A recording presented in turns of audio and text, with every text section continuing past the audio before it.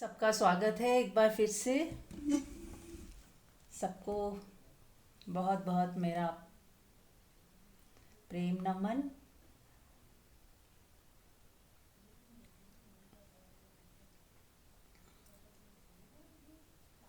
आंख बंद कर लें और हाथ जोड़ लें, सर झुका लें। ये जो पूरा अस्तित्व है हमारे सामने, उसके सामने झुक जाएं, एक हो जाएं, अपनी वननेस को महसूस करें। आप और ये पूरा अस्तित्व एक ही है, अलग अलग नहीं है। जैसे एक शरीर होता है, उसके सब पार्ट्स होते हैं, आंख, कान, नाक।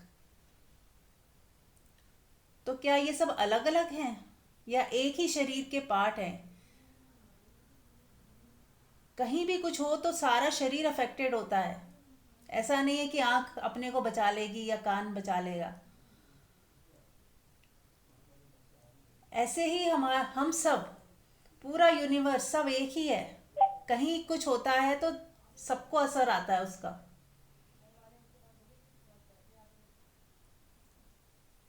जैसे कोरोना में कहीं एक शुरुआत हुई थी और पूरे विश्व में फैल गई,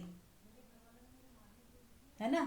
तो ऐसे ही हर कण कण, जैसे कहते हैं ना, जो दिखाई दे रहा है, मैं उसकी बात कर रही हूँ, वो भी सब एक दूसरे से कनेक्टेड हैं।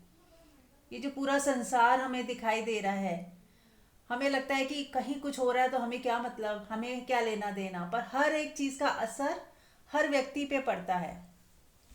ऐसे ही प्रत्येक व्यक्ति ये ना सोचे कि वो एक व्यक्ति है तो क्या फर्क पड़ रहा है। वो भी जो कुछ कर रहा है, सोच रहा है, उसका असर पूरी दुनिया को पड़ रहा है। मैं एक बार फिर से दोहरा दूं, पूरी दुनिया में जो होता है उसका असर हम पे पड़ता है, और हम जो कर रहे हैं उसका असर पूरी दुनिया में होता है, चाहे हमें समझ आए ना आए या पता चले ना चले। तो हम एक जिम्मेदारी ले लें कि यदि हम चाहते हैं विश्व की सेवा करना, हम कहते हैं ना कि हमारे सबके हृदय में होता है कि हम कुछ करें, किसी के लिए, विश्व के लिए करें, समाज के लिए करें, देश के लिए करें। तो सब बस एक बात समझ ले कि यदि आपने अपने आप को सही कर लिया, अपने आप की सेवा कर ली, खुद को प्रसन्न रख लिया, खुद को आनंदित कर लिया, तो आपने पूरे विश्व की सेवा कर ली। क्योंकि आप यदि खुश होगे तो पूरे कायनात में उसकी वाइब्रेशन जाएंगी। आप यदि दुखी हो, परेशान हो, तो केवल आप ही नहीं हो, पूरा विश्व आपकी वजह से कहीं ना कहीं दुखी है, परेशान है। आपकी तरंगे सब जगह फैल रही हैं, ये कहने का मतलब है। तो एक प्रसन्नचित्त व्यक्ति पूरे अस्तित्व में प्रसन्नता भेज सकता है, और एक दुखी इंसान पूरे अस्तित्व में अपने दुख की किरणें फैला देता है। तो क्यों ना हम एक जिम्मेदारी लें, आज से एक संकल्प लें कि यदि मैं स्वयं को खुश रखती हूँ, आनंदित रखती हूँ, प्रेमपूर्ण रखती हूँ, अपना ध्यान रखती हूँ, अपनी खुद की मैं सेवा करती हूँ, तो मैंने पूरे विश्व की सेवा कर ली। ठीक है?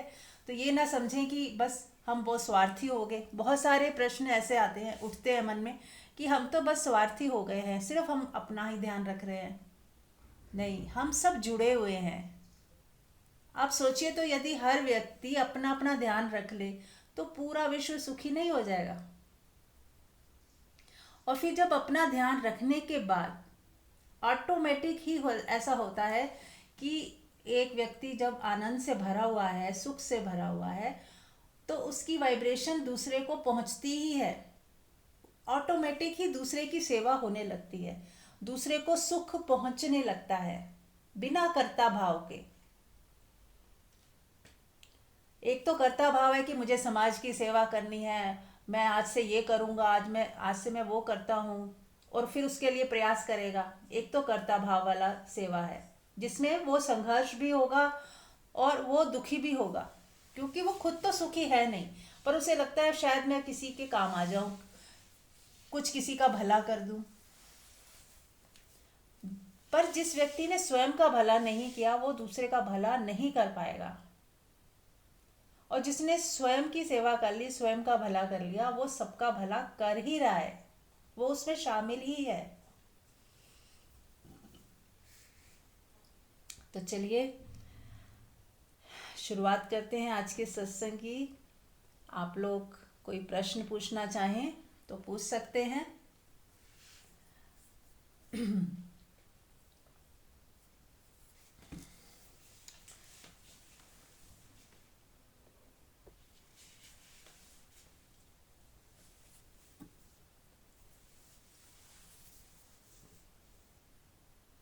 ओके, यदि कोई प्रश्न नहीं है तो आंख बंद कर लें फिर से, और पूरा सत्संग आंख बंद करके ही सुने तो बहुत ही अच्छा रहेगा।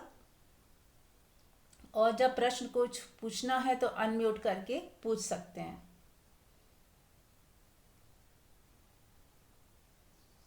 तो बात चल रही थी कि यदि हम स्वयं सुखी हैं तो दूसरों को सुख पहुंच ही जाएगा, करना नहीं पड़ेगा। ये तो यहाँ पे कर्ता भाव जो है ही नहीं। एक नाच रहा है व्यक्ति, उदाहरण के तौर पे कोई व्यक्ति नृत्य कर रहा है, अब उसका कोई कर्ता भाव नहीं है, पर जो लोग उसे देखते हैं तो वो भी, उनका भी मन होता है ना हम भी नाच लें। उनका भी मन होता है कि अरे एक माहौल सा बन गया है, उनके भी पैर थिरकने लगते हैं, उनका भी मन होता है हम भी नाचें। तो पहल करें, आनंदित हों, शुरुआत खुद से करें। तो जो लोग भी सुन रहे हैं इस वक्त और बाद में भी जो सुनेंगे, उन सब के लिए मेरा एक निवेदन है कि शुरुआत करें खुद से। वो सारे काम करें जिससे आपको खुशी मिलती है और किसी को दुख नहीं पहुंचता।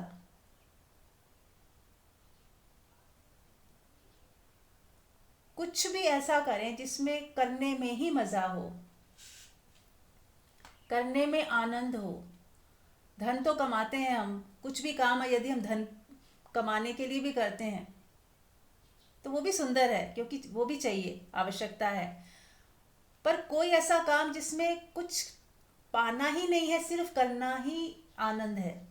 जैसे हम सैर करने जाते हैं तो सैर करने में कितना मज़ा आता है, क्योंकि वो कोई टारगेट नहीं है कि हम, और एक होता है मार्केट जा रहे हैं कुछ सब्जियां खरीदने, झोला हाथ में पकड़ा है, आप सब्जियां खरीदने जा रहे हो। और एक होता है कि आप वॉक पे निकले हो, आधा घंटा वॉक करके आ रहे हो। तो कितना फ़र्क होता है, क्योंकि उसमें टारगेट होता है, आपको कहीं पहुंचना है, कुछ खरीदना है, दिमाग में थोड़ी टेंशन होती है, थोड़ा जल्दबाजी भी होती है कि जल्दी जल्दी काम निपटाएं। लेकिन जब आप वॉक कर रहे होते हो तो कैसे एकदम मज़े में कर रहे होते हो, आनंदित होके कर रहे होते हो। तो बस यही फ़र्क है। कुछ काम ऐसे करें जिसको करने में ही मज़ा आए, जिसको करना ही आनंद हो। किसी फ़ायदे नुकसान के लिए नहीं करें, मज़े के लिए करें। आउटडोर गेम्स खेली जा सकती है, बच्चों के साथ मज़े किए जा सकते हैं, नाचा जा सकता है, खेला जा सकता है। कुछ भी करें, पेंटिंग करें, गार्डनिंग करें। कुछ कुछ लोगों को खाना बना के खिलाने में बहुत मज़ा आता है तो वो करें। जो भी करके खूब मज़ा आता है उस चीज़ को बढ़ाते जाएं। दूसरों पे से ध्यान हटा ले। एक समय तक बच्चों पे ध्यान देना ज़रूरी होता है, फिर जब बच्चे बड़े हो जाते हैं तो अब उनको छोड़ दें, मेंटली छोड़ दें। बाहर से उनकी देखभाल करते रहे, सेवा करते रहे, पर भीतर से अब हल्के हो जाएं, निर्भर हो जाएं। अब बड़े हो गए हैं, वो संभाल लेंगे खुद को। इंडिपेंडेंट बनाते जाएं, उन्हें भी सिखाएं। एक टाइम था जब मदर्स जो थी अपने बेटों को कुछ नहीं सिखाती थी, कुकिंग वगैरह, घर के काम। लेकिन आज वो समय है कि हर व्यक्ति को सब कुछ सीखना बहुत ज़रूरी है। तो आप अपने बच्चों को इंडिपेंडेंट बनाएं, उनको भी खाना बनाना भी आना चाहिए, घर के सारे काम काज आने चाहिए, ताकि वो कभी भी किसी भी हालातों में वो उनको दिक्कत ना हो। हर समय बाहर का ही खाना उनको ना खाना पड़े, जहाँ भी हैं खाना बना के खा सकें। तो ये कुकिंग जैसे बहुत ज़रूरी हो गया है, सबको सीखना, चाहे वो मेल हो या फीमेल। तो सारा भार खुद पे ना ले कि मुझे ही बना बना के खिलाना है, उनको इंडिपेंडेंट बनाएं, उनको भी उनकी अंदर भी रुचि पैदा करें कि हाँ वो भी घर के भी कामों के साथ साथ अपनी पढ़ाई भी करें, अपना करियर भी बनाएं, अपने आगे बढ़े, ग्रो करें। तो ये सब कुछ एक पूरा पैकेज है। कोई भी एक बच्चा है, वो अगर सिर्फ पढ़ाई में तो अच्छा है और वैसे उसको कुछ नहीं आता, घर के कोई काम काज नहीं आते, तो वो एक टाइम पे फंसा हुआ महसूस करेगा, बहुत डिपेंडेंट महसूस करेगा। उसकी हेल्थ अच्छी नहीं रहेगी अगर बाहर से ही खाना खाएगा हर समय। तो बच्चे का सर्वांगीण विकास होना चाहिए, उसको हर क्षेत्र में, हर फील्ड का जो उसको डे टू डे लाइफ में ज़रूरी है, हर काम आने चाहिए। कपड़े धोना, कपड़ों को ध्यान से तय करके रखना, अपने रूम की सफाई करना, डस्टिंग करना, ये सब चीज़ें भी हमें बच्चों को शुरू से ही सिखा देनी चाहिए। लेकिन हम सोचते हैं कि नहीं, बच्चे बाद में तो करने करेंगे ही, अभी क्यों इन पे बर्डन डालना है। तो ये भी गलत है, क्योंकि यदि हम उनको आदत नहीं डालेंगे तो वो क्या होगा, आगे वो कर ही नहीं पाएंगे। फिर वो, उनको आदत ही नहीं है तो वो सोचते हैं ये शायद हमारा काम ही नहीं है। हर समय डिपेंडेंट उनको हम बनाते हैं, फिर वो डिपेंडेंट ही बने रह जाते हैं। तो इस चीज़ का भी हमें ख्याल रखना है। तो जितना इंडिपेंडेंट बनाएंगे, हम भी इंडिपेंडेंट होते चले जाएंगे और हमारे पास समय होगा कि हम ये सब काम कर पाएँ, अपनी क्रिएटिविटी को निकालें। किसी को संगीत का शौक़ है, किसी को खाना बनाने का शौक़ है, जो भी शौक़ है आपके, उन पे ध्यान दें। हमें लगता है ये बेकार के काम है, हम टीवी देखते रहेंगे, ऐसे कुछ भी करते रहेंगे, लेकिन इस चीज़ पे ध्यान नहीं देते तो हमारी ज़िंदगी थोड़ी सी उदास होती चली जाती है। हम थोड़े डल फील करते हैं, एक उम्र के बाद कुछ और काम नहीं रहता, लेकिन एक डलनेस आने लगती है, उदासी छाने लगती है। वो इसलिए कि हमने प्रयास ही नहीं किया, अपनी जो क्रिएटिविटी है उसको हमने छोड़ दिया, अपनी हॉबीज़ को छोड़ दिया, जिसमें मज़ा आता था उसे भी छोड़ दिया। तो जब बच्चे बड़े हो जाएं तब तो आपके पास बहुत समय है, दोबारा से उसे एक्टिव कर दें। जो भी आपको अच्छा लगता है, संगीत अच्छा लगता है, नृत्य अच्छा लगता है, पेंटिंग अच्छी लगती है, करें उसको, ताकि अच्छे से टाइम पास हो। आप थोड़े दिन ट्राई करके देखो, एक्सपेरिमेंट करो कि एक तो टीवी देखते रहना या फिर ये क्रिएटिविटी करना, इन दोनों में क्या फ़र्क है, करके देखें किस में ज़्यादा मज़ा आ रहा है। हम टीवी में देखते हैं कि लोग गाना गा रहे हैं, हम सुन रहे हैं, और एक आप खुद गाना गाओ, कोई सुने ना सुने, दोनों में किस में ज़्यादा मज़ा आएगा। एक है हम दूसरे डांस कर रहे हैं, हम देख रहे हैं, और एक आप डांस करो, फिर देखो कि किस में ज़्यादा मज़ा आया। देखने में भी मज़ा है, ये नहीं कह रही हूँ, पर आप जब खुद गाते हो, चाहे वो ज़्यादा अच्छा ना भी हो, पर आपको कितना मज़ा आएगा। आप नृत्य करते हो, झूमते हो, तो वो जो आपके प्राणों से संगीत निकलता है, नृत्य निकलता है, और आप खिल जाते हो फूल की तरह, वो ज़्यादा मज़ेदार है या हम किसी को सिर्फ देखते ही रहते हैं और खुश होते हैं। तो मैं आपको मोटिवेट कर रही हूँ, आप सबको, कि नृत्य करें, डांस करें, जो आपके अंदर नेचुरल है। नृत्य एक ऐसी चीज़ है जो हम हर बच्चा बचपन में करता ही है। कोई भी बच्चा ऐसा नहीं होगा जो म्यूज़िक लगाओ तो ऐसे हाथ पैर ना हिलाने लगे।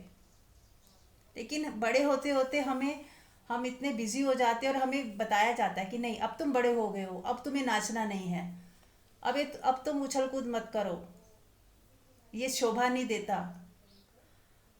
हमें उसके प्रति ऐसा भाव बना दिया जाता है कि ये डांस करना, खुश होना, ये अच्छी बात नहीं है। ज़रूरत से ज़्यादा उछल कूद करना, ये अच्छी बात नहीं है। शांत रहो, डिसिप्लिन में रहो। तो हमने वही सीख लिया, हमने अपनी जो नेचुरल इंस्टिंक्ट था, नाचना गाना हंसना गुनगुनाते रहना, वो सब छोड़ दिया और एक सीरियस से ठूठ से होके बैठ गए और अपने आप को बहुत महान समझने लग गए। अब दोबारा हमें एक मौका मिला है, पर बस हिम्मत रखनी है, हिम्मत करनी है। बहुत हिम्मत लगती है यदि हमने बहुत समय तक डांस नहीं किया है और फिर एक बार करने लगे। बहुत हिम्मत चाहिए शुरुआत में, पर वो एक बार आपने कर लिया ना तो वो दीवार टूट जाएगी। झिझके नहीं, शर्माए नहीं, ये एक हेजिटेशन वाली दीवार है, ये आपको तोड़नी ही पड़ेगी। आप किसी का नुकसान नहीं कर रहे हो, आप किसी को दुख नहीं दे रहे, तंग नहीं कर रहे, हंसी तो रहे हो, मुस्कुरा ही तो रहे हो, खुश तो हो रहे हो, नाच रहे हो, गा रहे हो, अपनी हॉबीज़ को आगे कर रहे हो, खुश हो रहे हो हॉबीज़ में रोल प्ले करके। तो इसमें हिम्मत करें और आपसे मोटिवेशन लेके और भी लोग करने लगेंगे। वो कहते हैं ना, मैंने जैसे शुरू में कहा कि आप एक करोगे आपका असर पूरी दुनिया में जाएगा। तो हम अच्छा करते हैं तो उसका भी असर फिर धीरे धीरे फैमिली मेम्बर, जो आज बच्चे हैं वो देख रहे हैं आपको। मान लो आप ओल्ड हैं, आप दादी हैं किसी बच्चे की, वो बच्चा देख रहा है कि मेरी दादी माँ नाच रही है, डांस कर रही है, खुश है। तो वो उसने बचपन में ही सीख लिया कि एज डजेंट मैटर, इस उम्र में भी नाचा जा सकता है। अब वो उसके अंदर वो संकीर्ण भावना ही नहीं आई कि नहीं ये तो बच्चे नाचते हैं, हम नहीं नाच सकते। तो वो कभी भी उसको हेजिटेशन नहीं होगा, क्योंकि उसने देखा है कि बुजुर्ग भी नाचते हैं, गाते हैं, खुश होते हैं, झूमते हैं। तो ऐसा हमें माहौल एक फिर से पैदा करना है फैमिलीज में भी, ताकि सब खुश हों, सब आनंदित हों, सभी मज़े करें। फिर शाम को कोई समय बना लें कि पूरी फैमिली मिल के नाच नाच सके, डांस कर सके, सेलिब्रेट कर सके, भजन ही लगा लें, कुछ भी करें, थोड़ा माहौल पॉजिटिव करें, खुशनुमा माहौल बनाएं। और शुरुआत अकेले से करें, पहले आप अकेले ही झूमिए, नाचिए, फिर कोई एक आधा और भी आपको ज्वाइन करना चाहेगा तो उसको भी ज्वाइन करें। तो इस तरह से एक माहौल खुशी का बनता चला जाएगा और फैलता चला जाएगा। राइट। चलिए अब आपसे भी मैं पूछ लेती हूँ, आप में से कोई कुछ शेयर करना चाहे, कहना चाहे। हाँ जी, मैं कब से इंतजार कर रही हूँ कहने का। जी जी बोलिए। हाँ जी, हम भी प्रॉमिस करते हैं आपसे कि अब खूब मस्ती करेंगे, खूब डांस करेंगे, सहेलियों के साथ मिलकर सड़कों पे गाने गाएंगे, झूमेंगे, परवाह नहीं करेंगे किसी की। कोई देख रहा है तो देखता रहे, कोई सोच रहा है हमारे लिए कुछ सोचता रहे, हमें कोई फर्क नहीं पड़ता। अच्छे से शालीनता से कर रहे हैं सब, ऐसे नहीं सुहर डांस नहीं करेंगे, लेकिन मस्ती करते रहते हैं। ये करेंगे और करते रहेंगे। अपने लिए टाइम निकाल कर सत्संग जरूर सुनेंगे, इसका भी प्रॉमिस करते हैं। और आपकी सारी बातें फिर आपको सब मानेंगे। Obedient student. Thank you, clapping आपके लिए। बहुत बहुत शुक्रिया। क्लैपिंग कर रही हूँ। Thank you thank you thank you. ये हुई ना बात। यस, यही चाहिए मुझे कि आप सब एक मतलब पूरी दुनिया के लिए वो आइडल हो जाए, एक कि आपको देख के लोगों के अंदर उत्साह आए कि यस ऐसे भी जिया जा सकता है। जैसे मैं मंजू जी के लिए बहुत तारीफ करती हूँ कि उन्होंने अपने हस्बैंड की डेथ के बाद जो उन्होंने अपना विकास किया, अपने को ग्रो किया, अपने को नीचे नहीं गिरने दिया, ऊपर ही उठाते चली गई। खूब इन्होंने अपनी ज़िंदगी का मज़ा भी लिया, एंजॉय भी किया। तो उनसे बहुत सीखने को मिला। तो मंजू जी आप भी कुछ शेयर करें, अगर आप चाहें तो थोड़ा शेयर करिए। हाँ, हमारे समाज में एक ऐसी प्रथा सी थी है कि जब हस्बैंड चले जाते हैं तो एक लेडी को ना खुश रहने का अधिकार नहीं है। जैसे जैसे वो उसे देखते हैं तो ऐसी निगाह से देखते हैं कि ये खुश हो रही है, तो वो इस तरह की फीलिंग में आ जाते हैं कि ये तो ना बस जैसे इंतजार कर रही थी जाने का, ये तो खुश है। वो उनका संकीर्ण थोड़ा सोचने का दायरा ऐसा होता है, लेकिन ऐसा नहीं है। बस ये है कि हाँ, हम उनके जाने पर आज चले गए, वो ठीक है, आज भी उनकी यादें हमारे साथ हैं, उनका जो भी हमारी लाइफ में कंट्रीब्यूशन रहा, हम उसके लिए बहुत थैंकफुल हैं।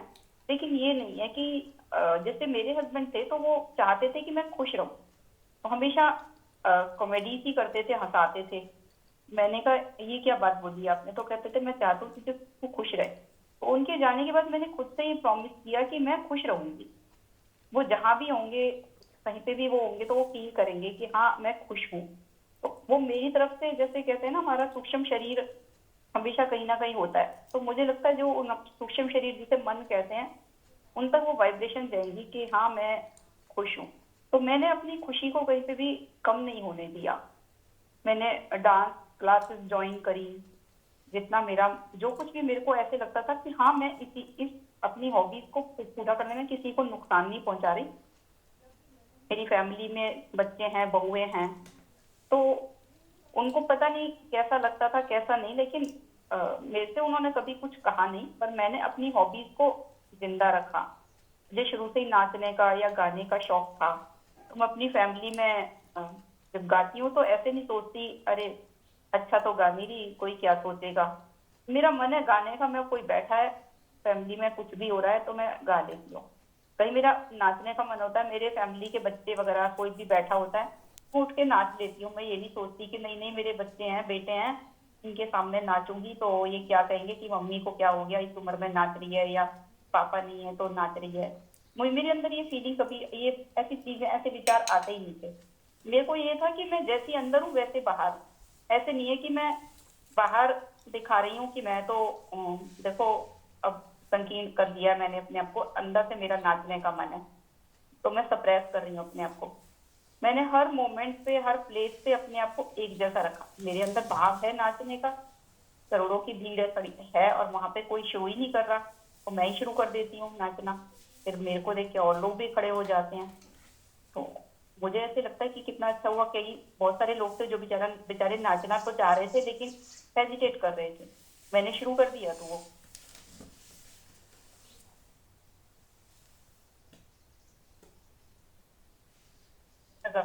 अप्रिसिएशन मिले। कहीं मुझे अप्रिसिएशन भी मिलता है तो कहीं मुझे क्रिटिसिज्म भी मिलता है अ, कि मेरी सिंगिंग क्योंकि एवरेज है, मुझे भी पता है मेरी सिंगिंग एवरेज है, neither so good not so bad. Confidence है, लेकिन हाँ अपने कॉन्फिडेंस को बूस्ट करने के लिए मैं बड़ी बड़ी पब्लिक प्लेसेस पे इसलिए गाने लग गई। मैंने कहा कोई बात नहीं, क्रिटिसिज्म मिलेगा तो उसको भी मैं देखूंगी कि क्रिटिसिज्म जो मिल रहा है मन को मिल रहा है। अगर मन ने अप्रिसिएशन चाहा है तो उसे क्रिटिसिज्म बुरा लगेगा। जब कुछ चाहा ही नहीं है, किसी से अप्रिसिएशन भी नहीं चाहा है, तो क्रिटिसिज्म भी मिल रहा है तो वो भी स्वीकार है। दोनों चीजें, निंदा स्तुति में एक समान रहना है। तो ऐसा मैंने अपने अंदर ये, किसी से अप्रिसिएशन के लिए नहीं गाना, मेरा मन है गाने का तो मैंने गा लिया, नहीं है तो नहीं गाया। उसके बावजूद मुझे कुछ भी सुनने को मिला है तो कोई बात नहीं, लेकिन मैं जैसी की तैसी रही। ऐसे ही मैंने अपने ड्रेसेस में, पहनावे में कोई कॉम्प्रोमाइज नहीं किया। हाँ मुझे एक्सपोजिंग ड्रेसेस पसंद नहीं है तो मैं नहीं पहनती, लेकिन किसी भी तरह की ड्रेस और किसी भी रिलेशन में, किसी भी ओकेजन पे मेरे को जो पहनना था मैंने वही पहना। मुझे उसके बाद कुछ भी सुनने को मिला, मैंने कहा कोई बात नहीं, इनका अपना पॉइंट ऑफ व्यू है। उनसे नफरत नहीं करी, उन लोगों से, उन पे गुस्सा नहीं किया, या ना मैं उनसे डरी। मैंने कहा इनका अपना पॉइंट ऑफ व्यू है, ये अभी अपने ठीक है अपनी विचारधारा में जिसमें जी रहे हैं, मैं जीने दो, मैं अपने हिसाब से जीऊंगी, मैं किसी को दुख नहीं पहुंचा रही। तो धीरे धीरे उन्होंने भी सीखा, उनको भी लगा कि नहीं, हम भी पहन सकते हैं, हम भी ऐसे अपने आप को जिंदा रख सकते हैं, अपने जिंदा दिली से जी सकते हैं। बहुत सारे लोगों को एक प्रेरणा मिली, उनकी धारणाएं टूटी। मुझे आज खुशी होती है इसके लिए कि मैंने अपने आनंद के लिए किया, मैंने खुद को आनंदित रखा, तो उससे कितने सारे लोगों को, जब भी कहीं पे भी गई तो लोगों ने हमेशा मुझे ये कॉम्प्लीमेंट दिया कि आपसे हमें बड़ी प्रेरणा मिली। हम तो सोचते थे कि अगर किसी लेडी का हस्बैंड चला गया, उसकी डेथ हो गई है, तो समाज उसको उंगली उठाएगा अगर वो बिंदास होके जिएगी तो, नाचेगी गाएगी या कुछ भी। लेकिन हमें आज हम भी और लोगों को बता पाते हैं कि नहीं, ऐसे भी जीना चाहिए। तो मुझे लगता है कि इंसान को, किसी को हम दुख नहीं दे रहे, कोई हम ऐसा काम नहीं कर रहे जो मर्यादा के अगेंस्ट है। मर्यादा के अगेंस्ट, जैसे मेरी अपनी मेंटेलिटी यही है, सबकी अपनी अपनी मेंटेलिटी अलग अलग होती है। मेरी अपनी मेंटेलिटी यही है कि मैं एक्सपोजिंग ड्रेसेस नहीं पसंद करती, लेकिन मैं सब तरह की ड्रेसेस पसंद करती हूँ। नाचना है, गाना है, तो ये नहीं है कि ये पर्टिकुलर रिलेशंस वाले ये तो ऑब्जेक्शन नहीं करेंगे, इनके बीच में तो कर लो। जो ये वाले रिलेटिव्स हैं, इन लॉज वाले रिलेशंस हैं, ये ऑब्जेक्शन करेंगे तो इनके सामने ना करो। नहीं, मेरे को ये था कि क्या कहेंगे, कुछ भी नहीं कहते, हमें ऐसे लगता है कि ये कहेंगे, सोचेंगे, तो सोच रहे हैं जो सोचने दो, कहते हैं तो कहने दो, क्या हो गया, पर क्या फर्क पड़ता है। अब ये थोड़ी है कि हम किसी के सोच के हिसाब से चलेंगे। कहते हैं ना, अगर हमने अपने जीवन को नहीं जिया तो हम जब मरेंगे, मृत्यु के क्षण में हमें दुख होगा। कि बहुत ओशो ने इस चीज को एम्फसिस दिया है कि ऐसे लोग थे जो, जिनको बड़ी प्रसिद्धि मिली।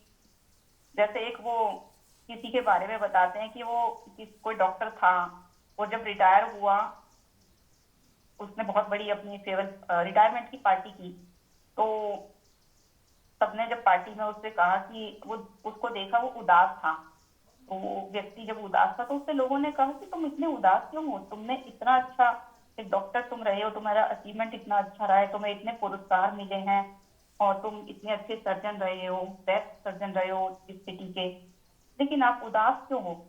वो बोले कि मैं अगले जन्म में सर्जन नहीं बनना चाहूंगा, मेरा मन था कि मैं म्यूजिशियन बनूं, मैं गाऊं, मैं म्यूजिक में मेरा इंटरेस्ट था, लेकिन ये नेम फेम की वजह से मैं इतना अपने प्रोफेशन में फंस गया कि मैं अपनी लाइफ को जी नहीं पाया।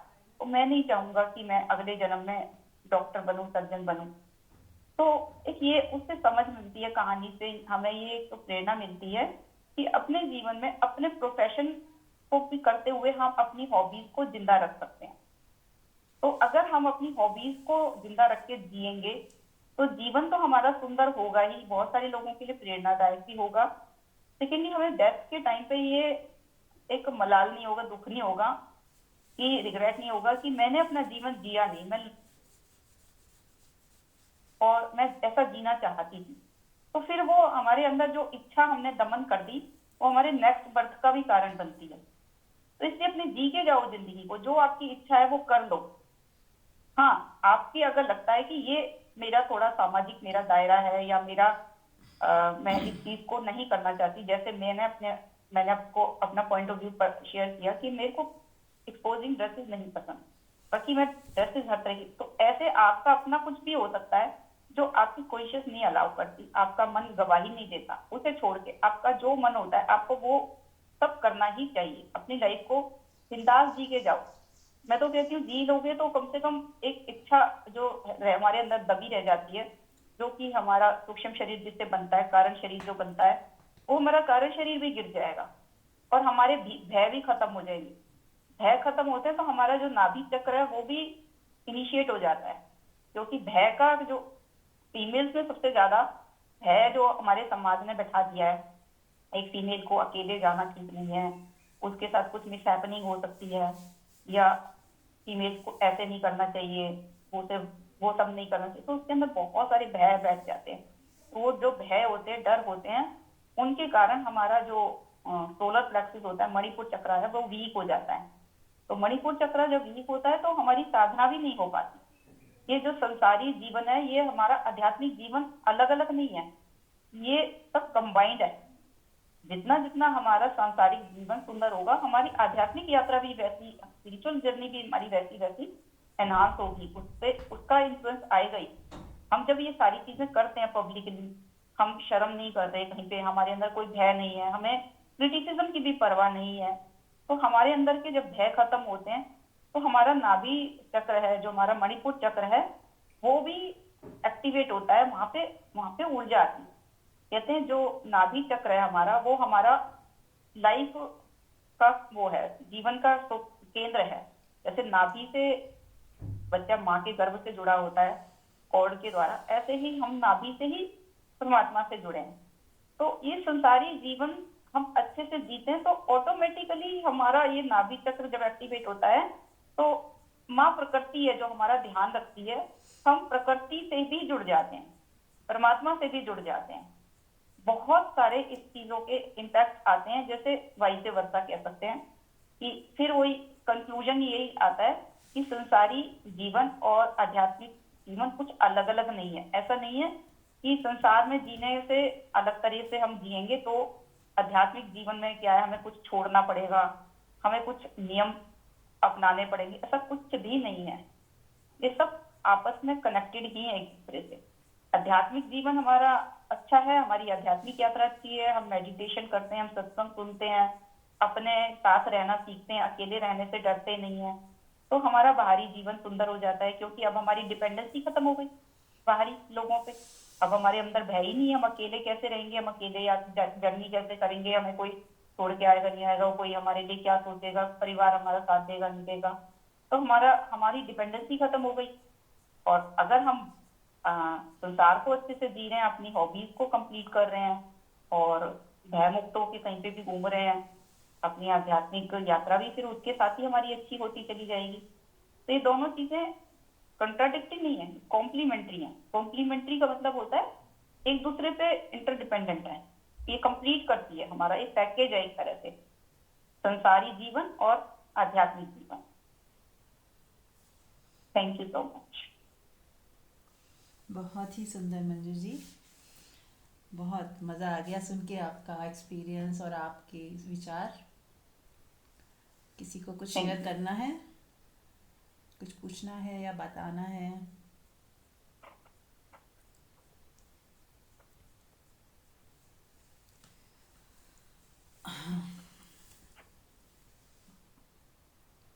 चलिए, तो इसी मोटिवेशन ये के मेरी साथ बार बार हाँ मेरे बार बार सबसे फीमेल से खासतौर से ये एक रिक्वेस्ट है कि, या मैं एक इस चीज को यही कहूंगी कि आप ऐसा जीवन जी के देखें, थोड़ा सा भी एक स्टेप लेंगे तो आपके भय खत्म होने लगेंगे। आपको लोगों की जो एक आदत हो गई है, हमें लोगों से पता नहीं क्या सुनने को मिलेगा, मैं कहती हूँ दोनों चीजों को अगर हम स्वीकार कर लें या दोनों, तो हम दोनों चीजों से ऊपर उठ जाएंगे।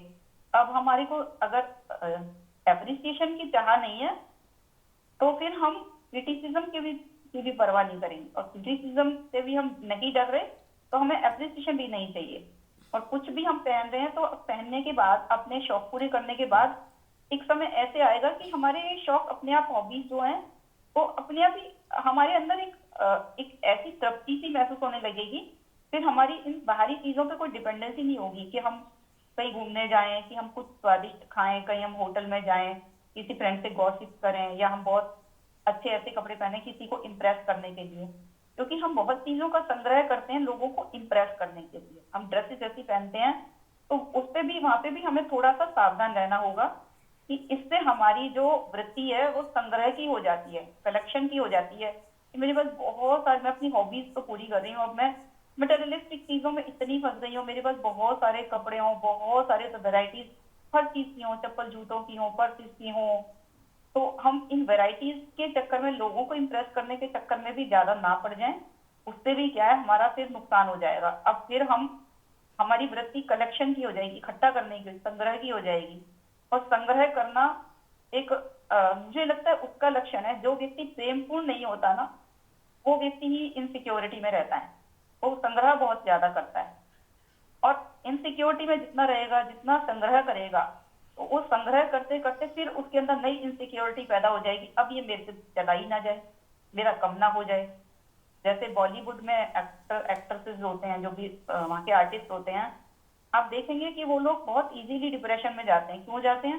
क्योंकि उनके अंदर एक कंपटीशन ये रह जाता है, मेरा कैरियर किसी से पीछे ना रह जाए, मेरी ब्यूटी किसी से कम ना हो जाए, तो वहां पे बहुत ज्यादा दिखावा होता है। तो हम उस लेवल पे ना पहुंच जाएं कि हम दिखावे वाली चीजें इतने फंस जाएं कि हम चीजों को इकट्ठा करते रह जाएं। ये भी सावधानी रखनी है कि एक संतुलन हर चीज में बहुत जरूरी है। बहुत ये ना हो कि हम चीजों को इकट्ठा करते करेंगे तो हमारी ऊर्जा बहुत खराब हो जाएगी, बहुत वेस्ट हो जाएगी, एक्सट्रोवर्ट हम हो जाएंगे। बस अपने लिए करें, अपनी खुशी के लिए करें, लोगों को इम्प्रेस करने के लिए भी ना करें। ये भी एक बहुत सावधानी रखनी बहुत जरूरी है, सावधान।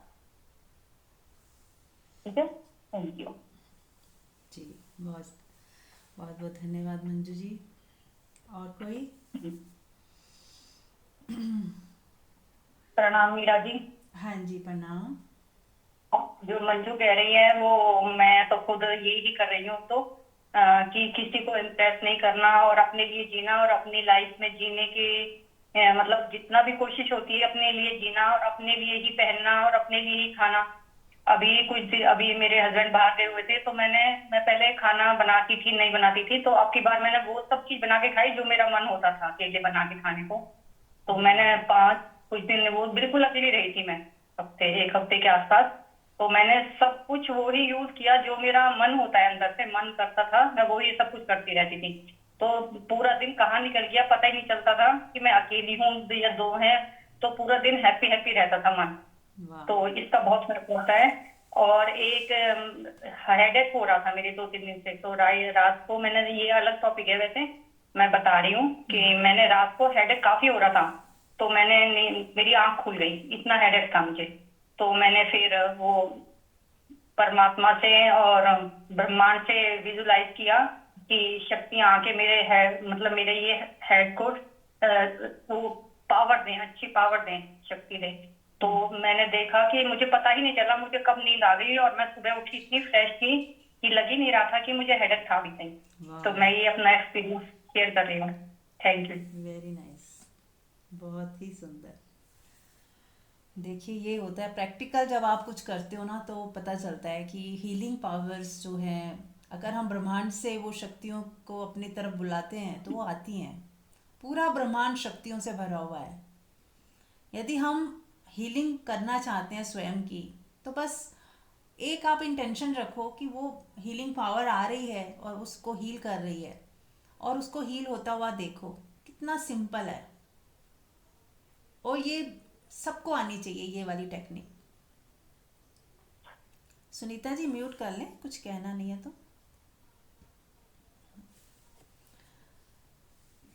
मुझे कई दिन से हेडेक था, एक और बात शेयर कर रही हूँ कि मुझे कई दिन से काफी ज्यादा हेडेक था और मेरी डेली आंख खुल रही थी। ओह। लेकिन मैं कई बार माइंड से निकल जाता है, ये पावर भी है हमारे पास। हाँ लेकिन जी। मैंने रात को वो यूज की तो आज मैं इतनी फ्रेश हूँ कि पूरे कहीं भी पेन नहीं है बॉडी में, कोई प्रॉब्लम ही नहीं है। Very nice. Thank- हाँ जी, सुनीता गुप्ता जी आप म्यूट कर लें। तो देखिए कितना सुंदर है अगर हमें ये छोटी छोटी टेक्निक्स पता हों। आपने एक प्रेयर करी कि ब्रह्मांड की डिवाइन ऊर्जा मेरे ऊपर आ रही है, बरस रही है, और मेरे सर का दर्द गायब हो रहा है, और उसी में फिर आप सो गए और सुबह एकदम फ्रेश थे। तो कितना इजी है। लेकिन अगर हम प्रयोग करेंगे तो ही हमें विश्वास आएगा, और जब विश्वास आता है तो फिर हमें याद रहता है कि हाँ, कितनी पावरफुल चीज़ हमारे पास है। सिर्फ एक इंटेंशन की, एक रिक्वेस्ट की, प्रेयर करी और हील हो गया। तो चलिए हम सब एक बार हीलिंग के वाला प्रोसेस कर लेते हैं। सब लोग आंख बंद करें, और मैं आप सबको सिखा भी देती हूँ और प्रैक्टिकल भी करवा देती हूँ। आंख बंद कर लें और पूरे शरीर में देखें कि कहीं कहीं दर्द है, कहीं किसी को कहीं पे भी, जहाँ पे भी दर्द है महसूस करें। उस पार्ट को थोड़ा हाथ से सहलाएं।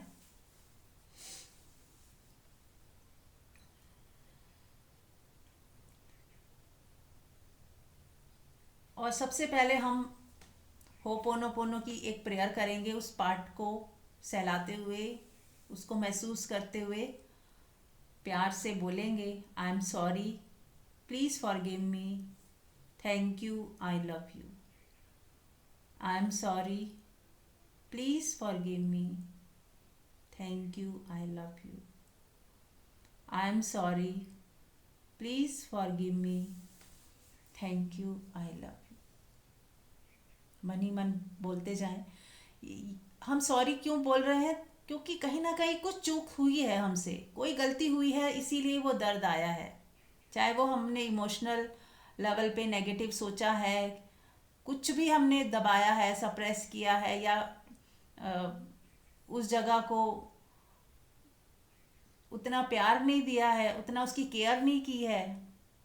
मान लो पैरों में दर्द है, घुटनों में दर्द है, तो हमने उसका केयर नहीं किया, प्रॉपर एक्सरसाइज नहीं की है, ध्यान नहीं दिया है, खान पान का ध्यान नहीं दिया, तो इसलिए हमें सॉरी फील करना है। और उस पर्टिकुलर जगह को महसूस करते हुए इसके एक एक पार्टिकल, एक एक सेल से हम बात करेंगे और उसको सॉरी भी बोलेंगे।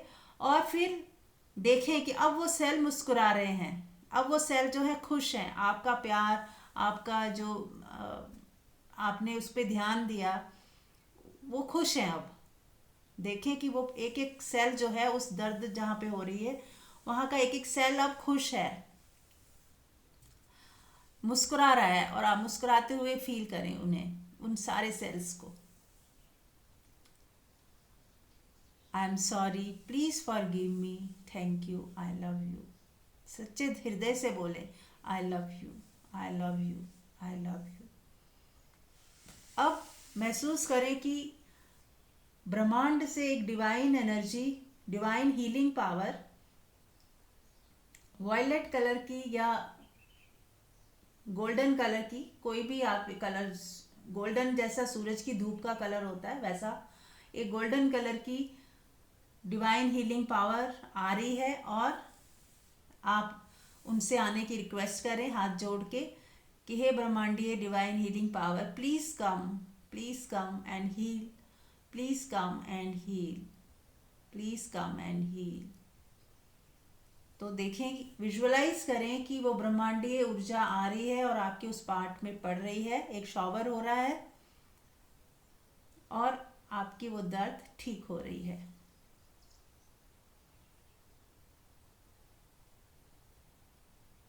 अब आपको विटनेस होके देखना है कि शॉवरिंग हो रही है और वो दर्द ठीक होती जा रही है, बीमारी ठीक होती जा रही है, जड़ से खत्म होती जा रही है। देखें, कुछ सेकंड्स तक देखते रहें।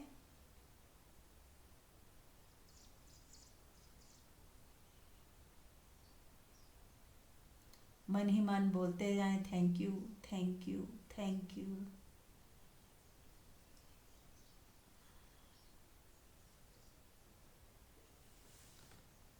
और ये हीलिंग टेक्निक दिन में कई बार कर सकते हैं, कभी भी कर सकते हैं, और लगातार करें तो देखें कितना फ़र्क पड़ेगा। इस वक्त कोई शेयर कर सकता है, किसी को आराम आया हो अपनी दर्द में।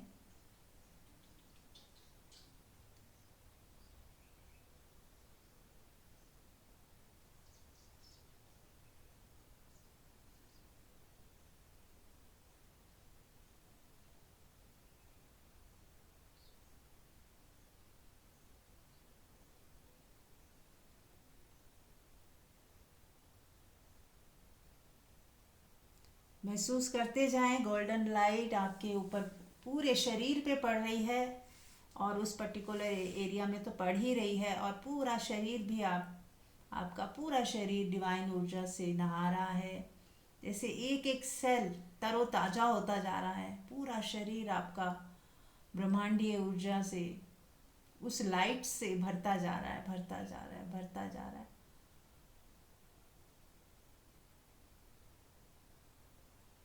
मन ही मन बोले I love you, I love you, I love you.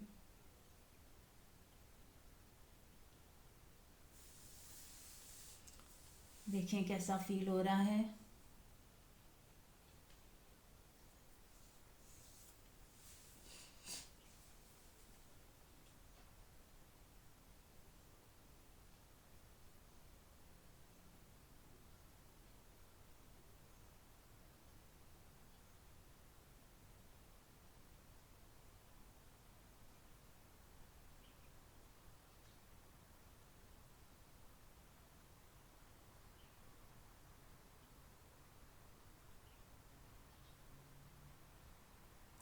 ये भी एक बहुत ही सुंदर ध्यान की विधि भी आप बना सकते हो कि पहले आप हीलिंग कर लो अपनी बॉडी की, और उसके बाद फिर आप ध्यान में चले जाओ। क्योंकि आप अभी देख रहे हो ध्यान हीलिंग करते करते कितना मन शांत हो गया, क्योंकि आप विटनेस भी कर रहे हो, गोल्डन लाइट को भी अपने ऊपर शॉवर होता हुआ देख रहे हो, अलर्ट भी हो। इसका मतलब आप अलर्ट हो, विटनेस भी है, अलर्टनेस भी है, और शांत भी हो, कोई विचार नहीं चल रहे। तो आप पूरी तरह ध्यान में ही हो इस वक्त, और इसको आप जब भी ध्यान करो तो इसे आप शुरुआत हीलिंग से करके उस शॉवरिंग को पूरा टाइम महसूस करते हुए ध्यान कर सकते हैं, ताकि हीलिंग भी हो जाए, ध्यान भी हो जाए, विटनेसिंग भी हो जाए और मन भी शांत हो जाए। और ऐसे ही ये वाली हीलिंग आप किसी दूसरे के लिए भी कर सकते हैं। जैसे मान लो आपका कोई फैमिली मेम्बर है, उसको कोई दर्द है, पेन है, आप उसे विजुअलाइज करिए कि वो सामने बैठे हैं और आपके ऊपर वो गोल्डन लाइट बरस रही है और उनके ऊपर भी बरस रही है, और वो गोल्डन लाइट उनको हील कर रही है, उनके दर्दों को दूर कर रही है, उनको मन की शांति मिल रही है। उस गोल्डन लाइट से आप प्रेयर कीजिए कि परमात्मा आप इनके शरीर में प्रवेश करके इनका मन शांत करें, इनकी दर्द को दूर करें, मेरी आपसे प्रार्थना है। और प्रेयर ना भी करो तो सिर्फ विटनेस करो कि वो गोल्डन लाइट जा रही है और उनका मन शांत हो रहा है और उनका दर्द दूर हो रहा है। अब वो खुश हैं, उन्हें मुस्कुराता हुआ देखें और नाचता हुआ देखें, क्योंकि अगर एक स्वस्थ व्यक्ति है वही नाच सकता है, तो नाचता हुआ देखें, हंसता हुआ देखें। इस तरह से आप दूसरे की भी हीलिंग कर सकते हैं। ठीक, यस, कोई आप में से कोई शेयर करना चाहेगा? कैसा लगा आपको?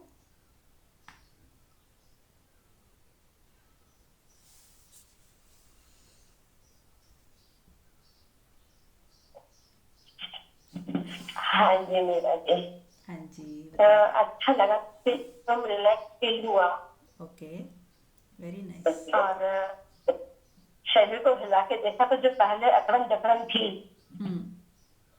वो दिख ही नहीं रही थी, अभी ऐसा हल्का हल्का लग रहा था। पूरा पैर वैर घुमा के अच्छा लगा कि अरे ये तो गायब भी हो गया। यस, वास्तव में असर आया, आया ना? यस, अच्छा लग रहा है। यस, हाँ, यस, थैंक यू जी। Very nice. और कोई, किसी का कुछ पेन कम हुआ हो या मानसिक शांति मिली हो, कुछ अच्छा अच्छा फील हुआ हो? हाँ जी सुमित्रा जी बताएं। प्रणाम। मैंने जो आपने जो अभी किया ना, बताया वैसे ही मैंने किया। तो मेरे पैरों में घुटन में बहुत दर्द हो रहा था। जैसे मैं सुन रही तब से, तो ये जो मैंने अपने जो ड्रिल बताई वो मैंने की, तो मुझे बहुत अच्छा एकदम हेल्दी लगा। अभी वो दर्द भी कम हो गया मेरा पहले ही बार। यस, तो धन्यवाद। Okay okay. बहुत अच्छा, तो आप इसको करना है ना, बार बार करना जब भी बहुत अच्छा, हाँ, बहुत अच्छा अनुभव हुआ। और मुझे ऐसा हल्का महसूस होने लग गया अंदर से। बहुत सुंदर। तो बस हमें इसको बार बार करना है, और जब भी सत्संग सुनने आए, मैं करवाऊँ ना करवाऊँ, आप इसको ऐसे करके शुरुआत कर लिया करें कि सत्संग में हम बैठे हैं और ऊपर से गोल्डन लाइट बरस रही है और हम उसी गोल्डन लाइट की शावरिंग में उसको हम कर रहे हैं, सत्संग भी सुन रहे हैं और हमारी हीलिंग भी जारी है। ऐसा भी हम कर सकते हैं। और ऐसे जब रात को सोएं, है ना, सोने से पहले 2 मिनट आप बस यही सोच लें कि परमात्मा की डिवाइन हीलिंग पावर, जो परमात्मा की रोग को दूर करने की शक्ति है, वो मेरे ऊपर बरस रही है ना, और मैं उसी के बारिश को महसूस करते करते नींद में जा रही हूँ। वैसे तो दीदी मैंने सुबह शाम थोड़ी 10-5 मिनट मेडिटेशन करती हूँ, ओमकार ध्वनि का। और कुछ अभी जो मेडिटेशन होता है मेरा आत्मा के बारे में, वो मैं खुद करती तो इतना नहीं होता था। पर आज जो मुझे 1-2 मिनट में इतना महसूस होने लग गया ना, तो मैं पूरी हल्की हो गई। मुझे बहुत अच्छा लगने लग गया है, यानी अंदर में इतनी खुशी हो गई ना, क्योंकि दर्द कम हो गया तो खुशी आती तो है ना। यस यस, ठीक है, बहुत अच्छा लगा मुझे। धन्यवाद दीदी। धन्यवाद। हाँ मंजू। नहीं कुछ नहीं, मैं तो वो मेरा लीव हो गया था, रिज्वाइन किया। ओके, चलिए, तो आज देखिए बातों बातों में हीलिंग भी सिखा दी और सबको आराम भी आया। मुझे सच में बहुत खुशी हो रही है कि आज बहुत ही अच्छी चीज़ सबने सीख ली है। तो कोई जा जा के पैसे नहीं खर्चने हैं कि हीलिंग सीख रहे हैं हम, लाखों रुपया हम खर्च देते हैं सिखाने सीखने में। आप जितने सिंपल और सरल होके बस परमात्मा को याद करके उसकी डिवाइन एनर्जी को बुलाएंगे, वो आ जाएगी। आप और एनर्जी अलग नहीं हो, कहीं ना कहीं हम सब एक ही हैं, इसीलिए आप बुलाते हो वो आ जाती है। वो ऐसा नहीं कि वो आपका कहना मान रही है, आप ही हो, वो एनर्जी आप ही हो। वो हमें बाद में धीरे धीरे समझ आती है, जब हम पूरी तरह से समझ आते हैं कि मैं कौन हूँ, तब आपको पता लगेगा कि आप ही वो एनर्जी हो, आपके अंदर सारी शक्तियाँ समाई हुई हैं, आप अलग नहीं हो। ठीक है, यस। Any question? चलिए, अब समय भी कम रह गया है, तो फिर से एक बार आंख बंद कर लें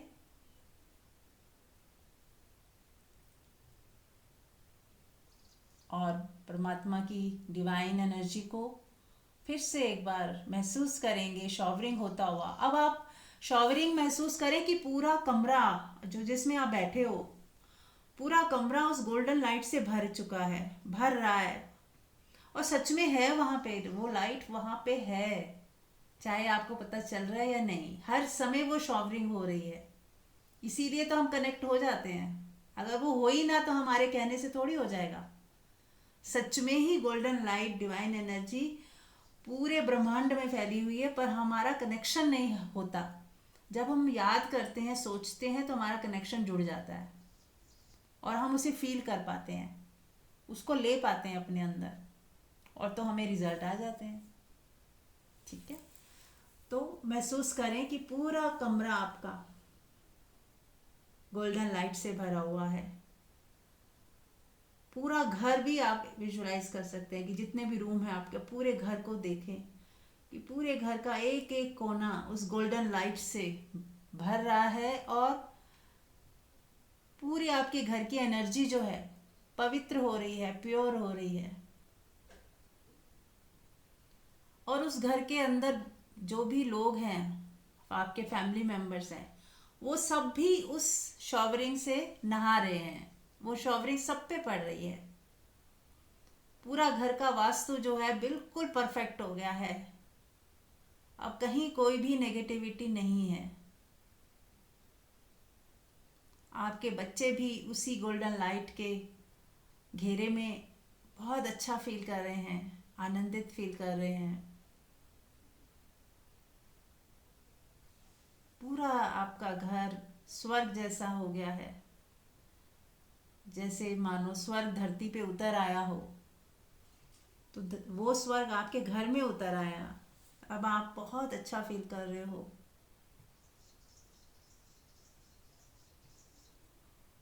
पूरे घर की एनर्जी लाइट लाइट हो गई है, पवित्र हो गई है, शांत हो गई है।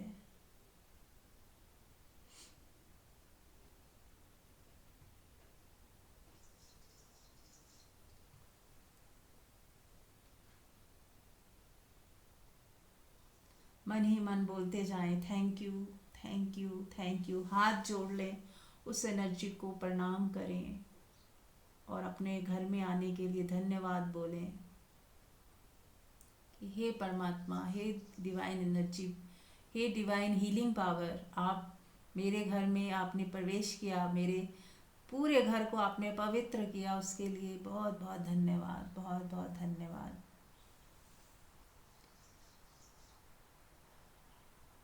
मेरा मन तो पवित्र हुआ ही, घर का एक एक सदस्य भी उसी पवित्रता से नहा गया, घर का एक एक कोना पवित्र हो गया। धन्यवाद, धन्यवाद, धन्यवाद। शुक्राना, शुक्राना, शुक्राना।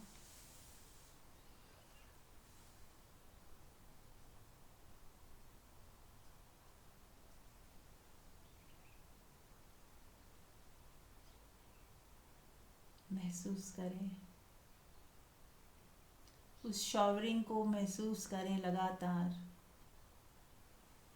और उसमें अब अनहद नाद भी सुन रहे हैं आप, क्योंकि जब आप शांत होते हो तो आपको अनहद नाद सुनाई देने लगता है। साउंड ऑफ द साइलेंस को आप सुन पाते हो, उसको सुनना शुरू करें। और सुनाई दे ही रहा है। इस अनहद नाद को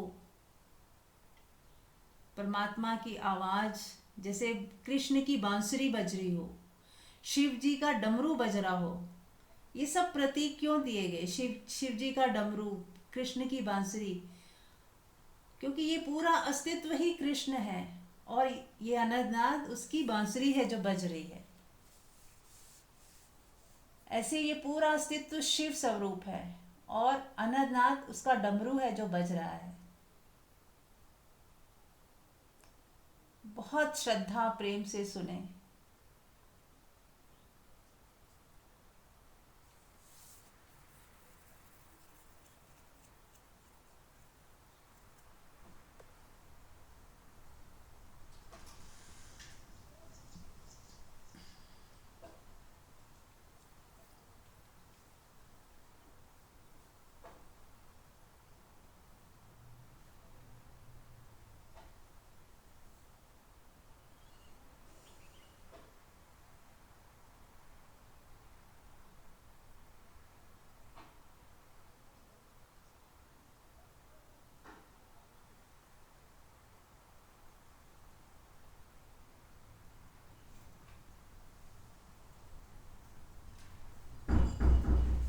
सुनते सुनते जैसे आपका मन विलीन हो गया, बुद्धि शांत हो गई, शरीर खो गया, केवल नाद ही नाद और वो गोल्डन शावरिंग जो हो रही है, ये नाद ही है जो प्रकाश रूप में बरस रहा है।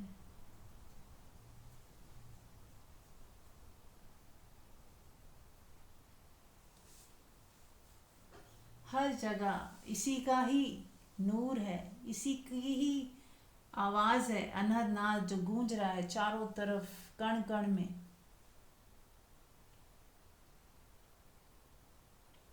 इसको महसूस करें।